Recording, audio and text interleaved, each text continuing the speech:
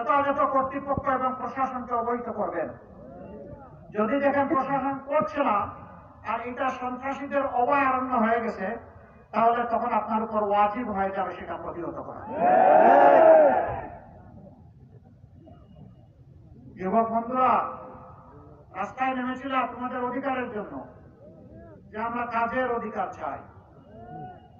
তোমরা কি মিছিল করে গিয়ে বলেছিলা যে আমরা কারো কাছে বেকার ভাতা চাই? বেকার ভাতা দিয়ে আমরা আমাদের যুব সমাজকে অপমান করতে চাই না। আমাদের যুব সমাজ কারো কাছে বেকার ভাতা চায় না। আমাদের যুব সমাজ তাদের যোগ্যতা অনুযায়ী মর্যাদার কাজ তাদের হাতে পেতে চায়। আমরা ওয়াদাবদ্ধ, আল্লাহ আমাদেরকে এই কাজের জন্য নির্বাচিত করবে জনগণের ভোটে এবং ভালোবাসায়। ইনশাআল্লাহ আমরা আমাদের যুবক যুবতীর হাতকে কারিগরের হাতে পরিণত করব। তারপরে কাজ হাতে তুলে দিয়ে বলবো, দেশটি আবার তোমাদের, তোমরাই বাংলাদেশ।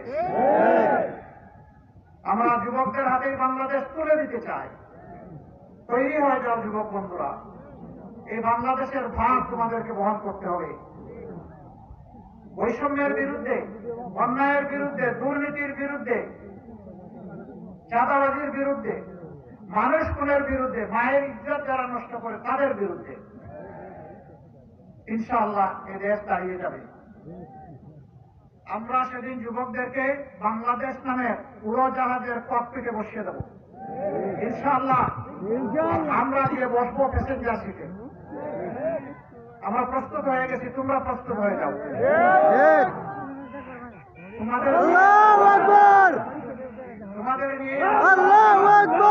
তোমাদের নিয়ে আগামী নতুন বাংলাদেশ ইনশাআল্লাহ। ইনশাআল্লাহ আপনাদের এই সন্তানরা বেঁচে থাকলে সারা বাংলাদেশে আমরা দুইটা কাজ তিনটা জায়গায় করবো ইনশাআল্লাহ।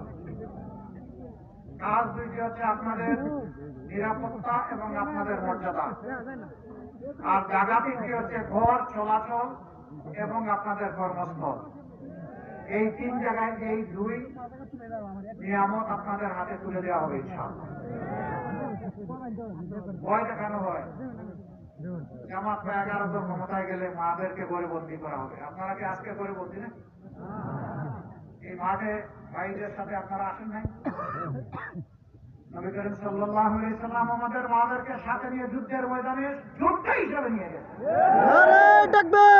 সমাজের সর্বক্ষেত্রে তাদের সুযোগ দিয়েছেন।